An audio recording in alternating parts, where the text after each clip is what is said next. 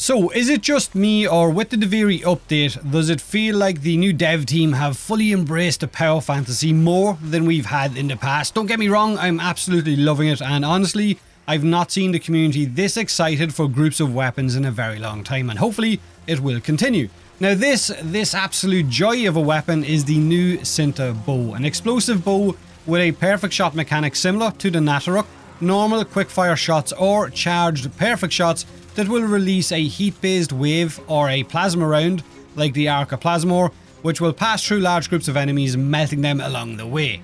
So to maximise the fun that I wanted to have with this bow, I've gone and modded it for the split flights mod as a sort of shotgun bow because it does some serious work in hallways and choke points, as you can see. So it's more of a medium or close range bow now. Yeah, it's not as accurate as a normal build due to the split arrows negative, but the multi-plasma waves it creates when you hit that perfect shot can clear large groups of enemies very, very nicely. Overall, this is just a very fun setup. But the big question, right, is this as good as the Nataruk? Should you rush yourself through the pain of this grind for this bow, or just slowly gather its parts while out in the Duviri experience? Honestly, I think it's just a good bow, but I prefer the Nataruk. This is fun with split flights for all of those projectiles that it creates, but the Nataruk just feels better. The Cinta's perfect shot window feels a little bit harder to hit, especially if you hit it with this setup I'm using with the split flights, because if you don't hit the perfect shot, then of course it's going to deal less damage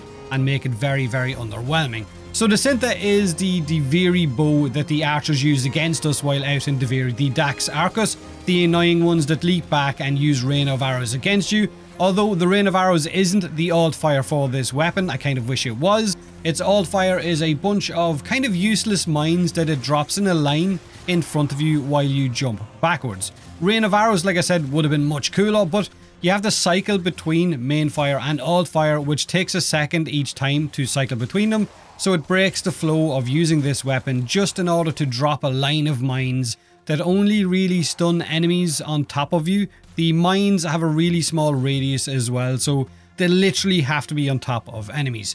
So its alt fire is very, very underwhelming. Now to get your hands on the Cinta, you will have to solve the Enigma Owl puzzles while out in the Duviri experience. May RNG bless you. I will leave a link to a friend's video in the description of this video that shows you how to complete them all, from small ones to the very large one, so make sure and check that video out. Now this is the build that I've gone with for my Cinta for the sake of this video. Galvanized aptitude, split flights, crit mods, hunter munitions, bane mod, and of course amalgam serration.